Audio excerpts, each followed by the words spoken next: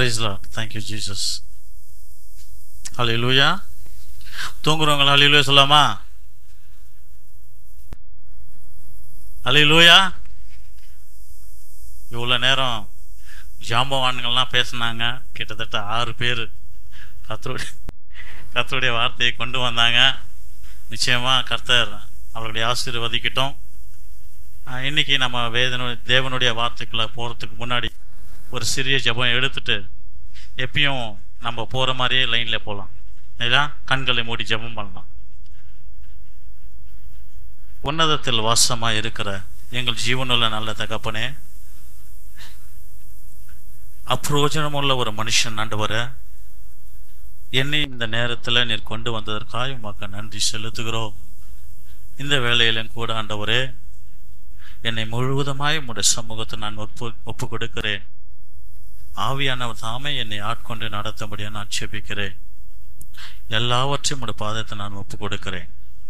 இயேசு கிறிஸ்துவின் இனியற்ற நாமத்தில் ஜெபிக்கிறோம் நல்ல தகப்பனே. ஹல்லேலூயா, ஹல்லேலூயா. சத்தமா போதாது. ஹல்லேலூயா, ஹல்லேலூயா, ஹல்லேலூயா. இந்த 7வது வார்த்தையை யாராவது நீங்கள் வாசிக்கும்படியாக அன்பாய் நான் கேட்டுக்கொள்கிறேன். லூக்கா எழுதின சுவிசேஷம்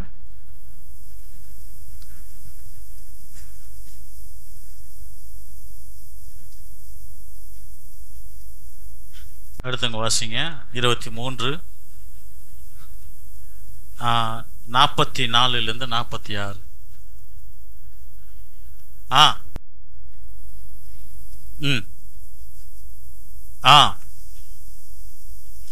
ஓகே.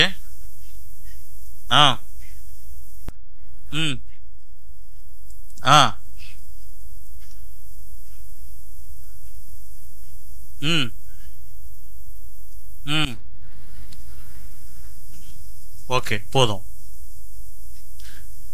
போட்டுருங்க. இந்த பேப்பர் யார்கிட்ட இருக்கு? இந்த 7 வார்த்தைகள் கொடுத்துருக்காங்க இந்த லிஸ்ட்டு.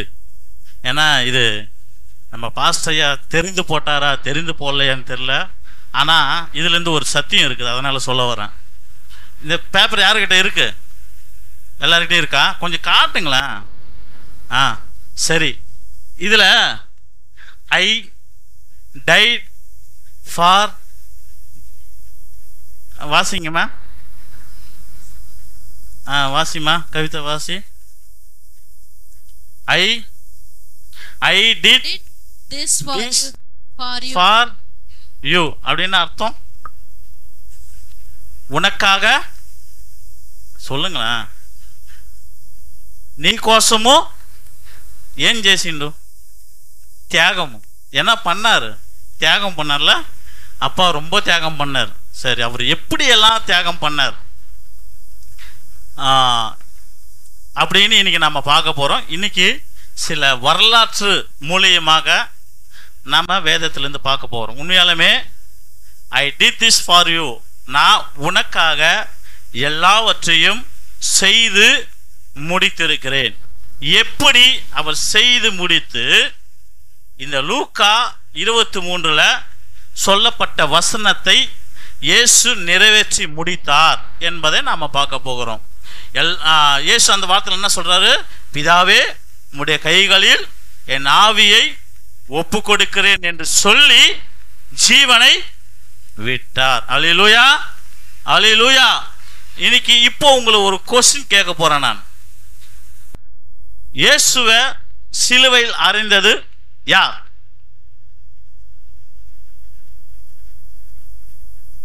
ஐயா, யூதர்கள் சொல்றவங்க கை தூக்குங்க. யூதர்கள் அவர் சிலுவையில் கொண்டு போய் அரைஞ்சாங்க. கரெக்டா? அப்படிதான். வரங்க. யூதர்கள் இயேசுவை சிலுவையில் அரைஞ்சாங்க. அதே மாதிரி ரோமர்கள் இயேசுவை சிலுவையில் அரைஞ்சாங்க. அப்படின்னு நினைக்கிறவங்க உங்கள் கையை தூக்கி எனக்கு சொல்லுங்களேன். அவங்க தான் அரைஞ்சாங்க, அவங்க தான் விடாப்பிடியாக பிடிச்சி. நான் சொல்கிற கேள்வியை கொஞ்சம் நல்லா புரிஞ்சுக்குங்க.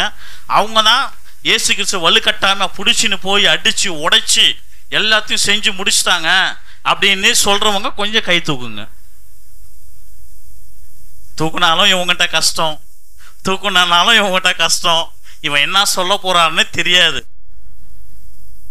எடுத்தவங்க வாசிங்க. யோவான் 10, யோவான் எழுதின சுவிசேஷம் 10ஆம் அதிகாரம் 17-18 வசனங்கள் வாசிங்க.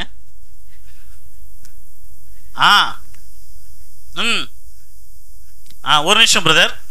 இந்த 18வது வசனத்தை மட்டும் நல்லா தெளிவா கொஞ்சம் நீங்க கவனிக்கும்படியா உங்களை அன்பாய் கேட்டுக்கொள்கிறேன். ஒருத்தனும் என்கிட்ட இருந்து எடுத்துக்கொள்ள மாட்டான். எதை? உயிரை. அடுத்தது எதை கொடுக்கிறாரு? எதை கொடுக்கிறார்? அப்பா உயிரை கொடுக்கிறார், ஜீவனை கொடுக்கிறார். அதை கொடுக்க எனக்கு பவர் இருக்குது. திரும்பவும் அதை நான் தூக்குறதுக்கும் அந்த ஜீவனை எடுக்கிறதுக்கும் எனக்கு அதிகாரம் இருக்கிறது. யாருகிட்ட பெற்றாரா? பிதாவின் இடத்தில் பெற்றாராம்.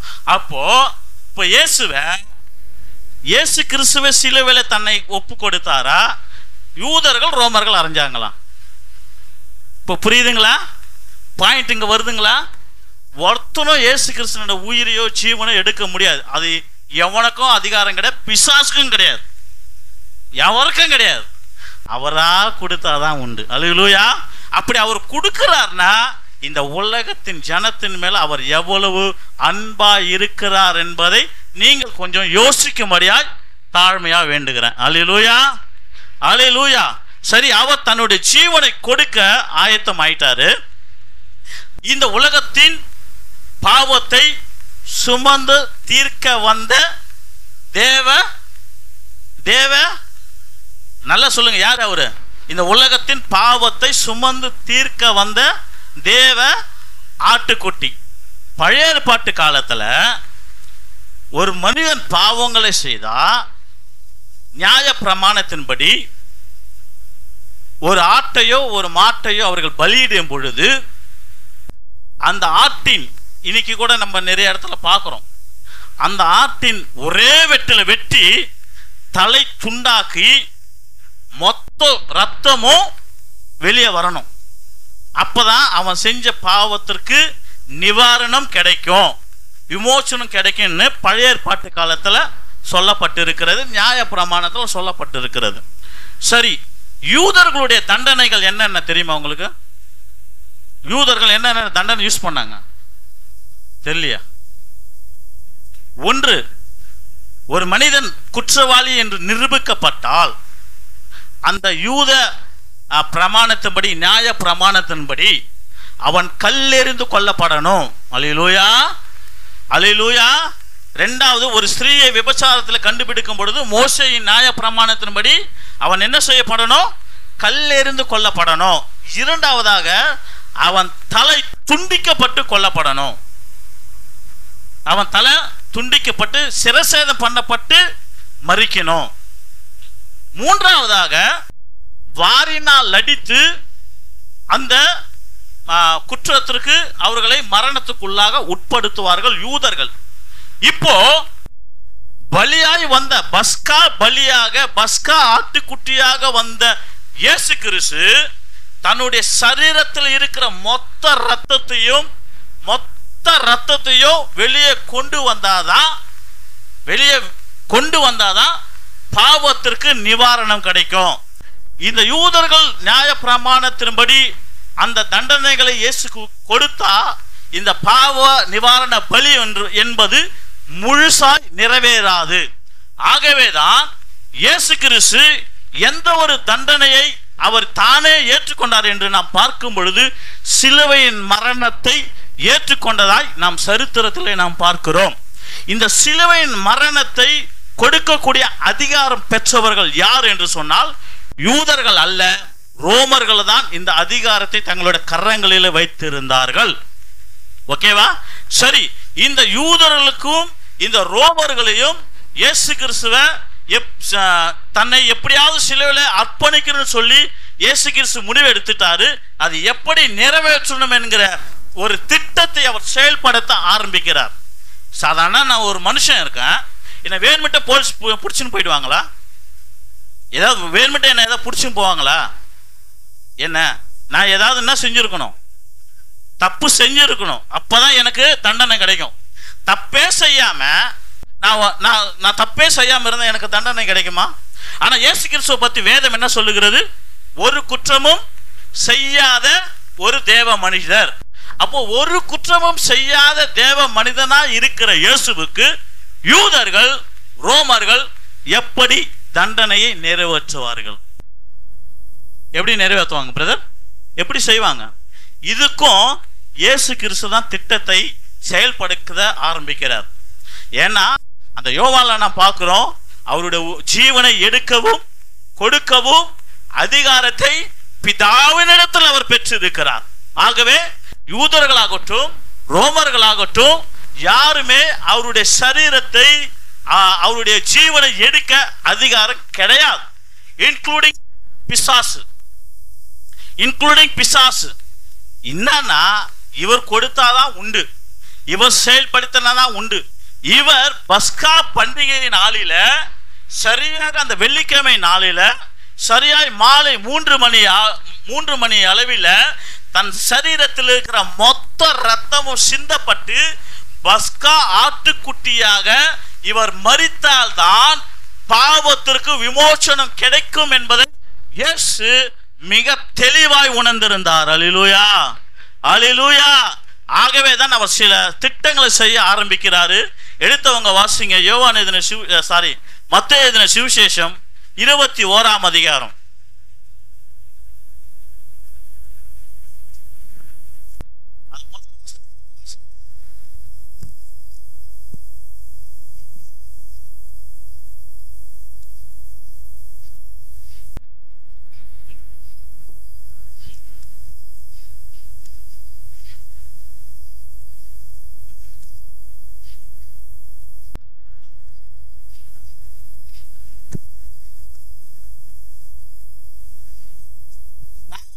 வாசிங்க.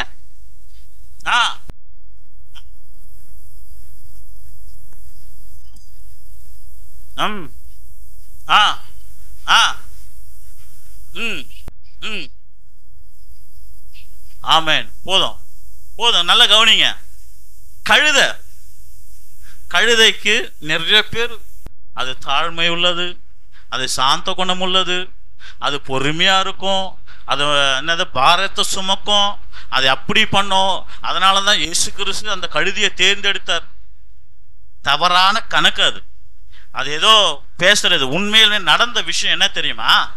இவர் எரிகோலிருந்து எருசலேமுக்கு புறப்பட்டு வரார். எரிகோலிருந்து எருசலேமுக்கு புறப்பட்டு வரும்பொழுது இந்த 20ஆம் அதிகாரம் 21ஆம் அதிகாரம் நல்லா நிதானமா நிறுத்தி வாட்சி பார்த்தீங்கன்னா உங்களுக்கு அவர் செய்த திட்டங்கள், இயேசு கிறிஸ்து செஞ்ச பிளான் இதுல வெளிப்படும். இந்த 20ஆம் அதிகாரத்துல எரிகோல இருக்கிறார். அதுக்கப்புறம் வந்து எருசலேமுக்கு வரார். அந்த நாட்களில் கழுதை, இங்க நம்ம சென்னையில பார்க்கிற இந்தியாவில் பார்க்கிற கழுதெல்லாம் என்ன தின்னும்? பேப்பரை துண்ணும், அது துண்ணும், இதை துண்ணும். ஆனா எருசலேம் இருக்கிற கழுது எப்படிப்பட்டது தெரியுமா? அது ஒரு குதிரை போல ஒரு பலன் பெற்ற ஒரு கழுதை. அதை யார் பயன்படுத்துவார்கள் தெரியுமா? ராஜாக்கள் பயன்படுத்துவார்கள். யார் பயன்படுத்துவாங்க? ராஜாக்கள் பயன்படுத்துவார்கள். இயேசு பிறக்கும் பொழுது இதோ யூதருக்கு ராஜாவாக பிறந்திருக்கிறவர் எங்க? அவரை பார்க்க நாங்க வந்திருக்கிறோம். இப்போ இவர் இந்த தன்னுடைய மரணத்துக்கு 1 வாரத்துக்கு முன்னாடி, அதாவது ஓய்வு நாளுக்கு அடுத்த நாள் செய்த காரியம், இவர் ஒரு கழுதையை கொண்டு வர சொல்றாரு. அந்த கழுதை மேல ஏறி அமர்றாரு. கூட இருக்கிற சீஷர்களும் ஜனங்களும் என்ன பண்றாங்க? அந்த இடத்துல ராஜா என்ன சொல்றாங்க? யூதருக்கு இதோ உன் ராஜா கழுதையின் மேல ஏறி வரார். இது எல்லாம் வந்து பழைய ஏற்பாட்டு காலத்துல தீர்க்கதரிசியால் உழைக்கப்பட்டது. ஆனால் இயேசு இதைத்தான் செய்ய போகிறார் என்பதை பழைய ஏற்பாட்டு காலத்துல தீர்க்கதரிசிகள் வெளிப்படுத்தினாங்க. தீர்க்கதரிசிகள் வெளிப்படுத்தினதை இயேசு செய்யல. நல்லா கவனிக்கணும். இயேசு இதை தான் செய்ய போகிறார் என்பதை மிக தெளிவாய் உணர்ந்துதான் தீர்க்கதரிசிகள் எழுதினாங்க. அல்லேலூயா, அல்லேலூயா. அப்ப இந்த கழுதின் மேல ஏறி வருகிற பொழுது எல்லா ஜனங்களும் இயேசுவை ஆர்ப்பரித்து இவர் ஓ தாவீதின் குமாரன் என்று சொல்லி தன்னை அந்த இடத்துல எல்லா ஜனங்களுக்கு முன்னாடி தன்னை ஒரு ராஜாவாய் நிரூபிக்கும் பொழுது யூதருக்குள்ளாக எத்தனை பேர் யூதர்ல அரசாண்டவங்க எத்தனை பேர்? பரிசேயர், சதுசேயர், வேதபாரகர், அப்புறம் வேற யாருங்க? அப்புறம் பரிசேயர், சதுசேயர், வேதபாரகர், இப்படி பல கூட்டங்கள். காய்பா, இவங்களுக்கெல்லாம் ஒரு பொறாமை வருது. யாரா இது புதுசா ஒருத்தன் எழும்பி வரான், யாரா இது ராஜாவென்று சொல்றாங்களே அப்படின்னு சொல்லி அதனுடைய முதல் திட்டத்தை இயேசு அந்த எருசலேம்ல செயல்படுத்த ஆரம்பிக்கிறார். முதல்ல தன்னை ஒரு ராஜாவா வெளிப்படுத்துறார். அடுத்தது அந்த 21ஆம் அதிகாரத்துல அடுத்த இதுல நெக்ஸ்ட் சாப்டர் எங்க போறாரு? 12வது வசனத்தை வாசிமா. இயேசு தேவாலயத்தில் பிரவேசித்து ஆலயத்திலே விற்கிறவர்களுக்கும் கொல்லுகிறவர்களும் ஆகிய யாவரையும் வெளியே துரத்தி காசுக்காரருடைய பல கைகளையும் புறா விற்கிறவர்களின் ஆசனங்களையும் கவிழ்த்து என்னுடைய வீடு ஜெப வீடு எனப்படும் என்று எழுதியிருக்கிறது, நீங்களோ அதை கள்ளர் குகையாக்கினீர்கள் என்றார். இரண்டாவது பிளான், இரண்டாவது திட்டத்தை ஆண்டவர் செயல்படுத்துறார். யூதர்களுக்கு எருசலேம் தேவாலயம் என்பது மிகவும் புனிதமானது. அந்த இடத்துல அந்த யூதர்கள் என்ன செஞ்சாலும் அவங்களுக்கு விரோதமா யாரும் பேசக்கூடாது. ஆனா இவர் என்ன பண்றாரு? அந்த தேவாலயத்துக்குள்ள போயிட்டு எல்லா காசு கடைகள் இருக்கிற எல்லாரும் போட்டு அடிச்சு அவனை வெளியே துரத்தி எல்லாரும் வெளியே அடிச்சு துரத்துறாரு. துரத்தின உடனே யூதர்களுக்கு ஒரு கோபம் வருது. யாரா சபைக்குள்ள போய் இந்த வேலைலாம் பண்றது? யாரா இதெல்லாம் செய்யுது? ஏதோ நசரேயனா இயேசு அவர் தான் பண்றாருப்பா, அவர் தான் செய்யறாரு அப்படின்னு இந்த பரிசேயருக்கு இவங்களுக்கு சொல்லப்படுது.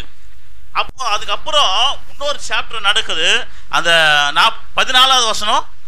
அப்போது குருடரும் சப்பானிகளும் தேவாலயத்திலே அவரிடத்திற்கு வந்தார்கள். போதும், தேவாலயத்துக்குள்ள அந்த நாட்களில சபைக்குள்ளாக யாரெல்லாம் உள்ள போக கூடாது தெரியுமா? வியாதி இருக்கிற மனுஷன் போகக்கூடாது. இது சட்டம், இது சட்டம். அவங்க எல்லாரும் வெளியே ஊருக்கு வெளியே தான் வச்சிருப்பாங்க, இல்லைன்னா சர்ச்சுக்கு வெளியில தான் வச்சிருப்பாங்க. ஆனா இவர் எப்போ இந்த சர்ச்சில் போயிட்டு ஒரு கொலாப்ஸ் பண்ணி எல்லாரும் அடிச்சு துரத்தி இது பண்றாரோ அப்ப யார் உள்ள போறா? சப்பானிகள், குருடர்கள், நடக்க தெரியாதவன் எல்லாம் எங்க ஓடுறாங்க? சர்ச்சுக்குள்ள ஓடுறாங்க. இப்ப திடீர்னு ஒரு சர்ச்சுக்குள்ள எவனாவது ஒருத்தன் வந்தா நம்மளுக்கு எப்படி இருக்கும்?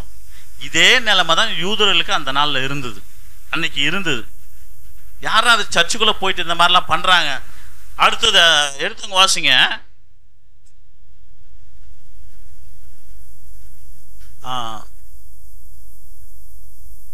ஒரு நிமிஷம். அடுத்த பிளான் பண்றாரு. 19 வசனம் வாசிங்க. அப்பொழுது வழி அருகே ஒரு அத்திமரத்தை கண்டு, இல்லமா 31 32 வாசிமா. இவ்வொருவரில் எவன் தகப்பனுடைய சித்தத்தின்படி செய்தவன் என்று கேட்டார். அதற்கு அவர்கள் மூத்தவன் தான் என்றார்கள். அப்பொழுது இயேசு அவர்களை நோக்கி, ஆயக்காரரும் வேசிகளும் உங்களுக்கு முன்னே தேவனுடைய ராஜ்யத்தில் பிரவேசிக்கிறார்கள் என்று. போதும், யூதர்கிட்ட சொல்றார். யூதர்கள் தான் நியாயப்பிரமாணத்தின்படி நாங்க மோசேயின் தர்ம நியாய பிரமாணத்தின்படி மீட்கப்பட்டவங்க நம்புகிற கூட்டம். ஆனா இந்த கூட்டத்தை பார்த்து கவனிங்க, இந்த கூட்டத்தை பார்த்து இயேசு சொல்றாரு, வேசிகளும் வசனவாசியமா வேசிகளும் ஆயக்காரரும் உங்களுக்கு முன்னே தேவனுடைய ராஜ்யத்தில் பிரவேசிக்கிறார்கள், தேவனுடைய ராஜ்யத்துக்கு பிரவேசிக்கிறாங்கன்னு சொல்லி யார தூண்டுறாரு? இந்த யூதர்களையும் இவர்களெல்லாம் தூண்டுறாரு. இதெல்லாம் தூண்டி தான் கடைசியில யூதர்கள் அவரை சிலுவையில் அறைய அதாவது அவருக்கு தண்டனை கொடுக்கணும் சொல்லி முடிவு பண்றாங்க. முடிவு பண்ணிட்டு தான் அவரை அதாவது கைது பண்றாங்க. கைது பண்ணிட்டு அங்கிருந்து அவரை கொண்டு போய் பிலாத்து கிட்ட கொடுக்கறாங்க. பிலாத்திலிருந்து பிலாத்து அவரை சிலுவையில் அறைய ஒப்பு கொடுக்கிறான். இதுதான் இயேசு கிறிஸ்து தன்னுடைய மரணத்தை தீர்மானிச்சது. இன்னும் நான் சொன்னா எனக்கு டைம் பத்தாது, அதனால நான் சுருக்கமா முடிச்சிடுறேன் 3 காரியங்களை சொல்லி. இப்படிதான் அன்றைக்கு எருசலேமில் அவர் இவ்வளவு குழப்பங்களை செஞ்சார்.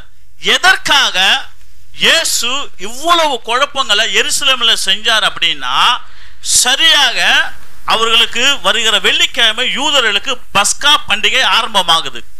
இவர் பஸ்கா பண்டிகை நாளில சிலுவையில மரிக்கணும்னு சொல்லி, என்றைக்கு ஆதாம் தவறு செய்தான்னு அன்னைக்கு ஆண்டவர் தீர்மானிச்சிட்டார்.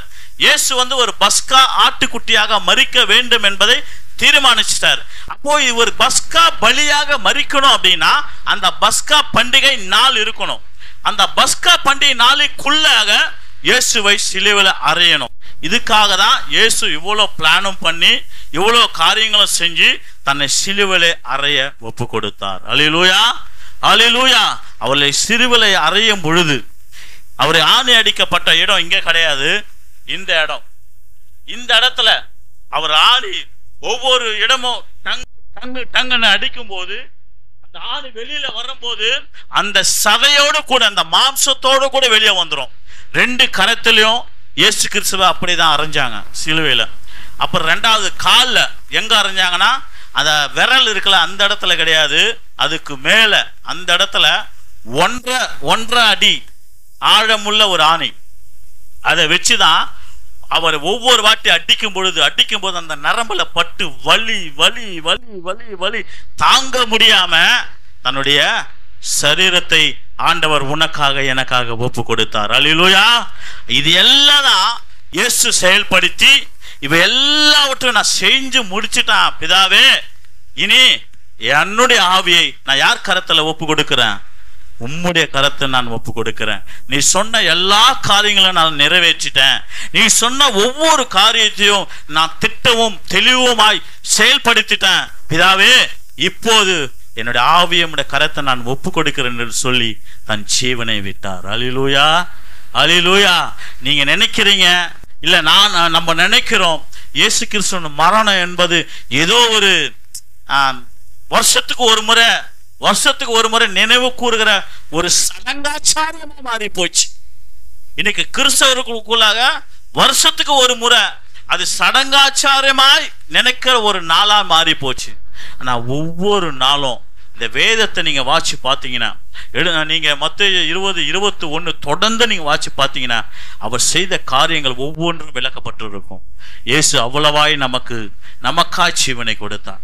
நம்மை வாழ வைக்க, நம்முடைய குடும்பங்களை வாழ வைக்க, நம்முடைய பிள்ளைகளை வாழ வைக்க, நம்முடைய பாவங்களிலிருந்து நம்மை மீட்கும் பொருளாக, நம்முடைய சாபங்களிலிருந்து நம்மை மீட்கும் பொருளாக இயேசு உனக்காக எனக்காக கல்வாரி சிலுவையிலே தன் ஜீவனை ஒப்பு கொடுத்தார். அல்லேலூயா, அல்லேலூயா.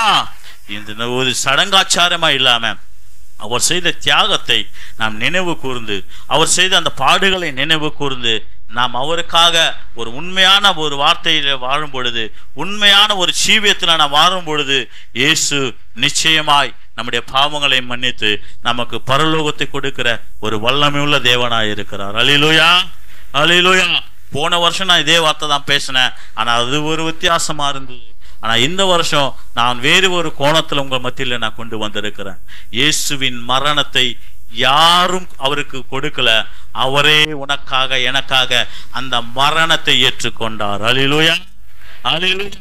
யாரும் அவருடைய ஜீவனை எடுக்கல, கேவலம் உனக்காக எனக்காக நான் கொடுக்கிறேன்பா, உனக்காக நான் என் உயிரை உனக்காக அப்படியே கொடுக்கிறேன்னு சொல்லி அவரே தீர்மானிச்சுதான் அவர் உனக்காக எனக்காக தன் ஜீவனை ஒப்பு கொடுத்தார். அல்லேலூயா, அல்லேலூயா. நிச்சயமாக கர்த்தர் இந்த வசனங்களை ஆசீர்வதித்து தருவாராக. ஆமென்.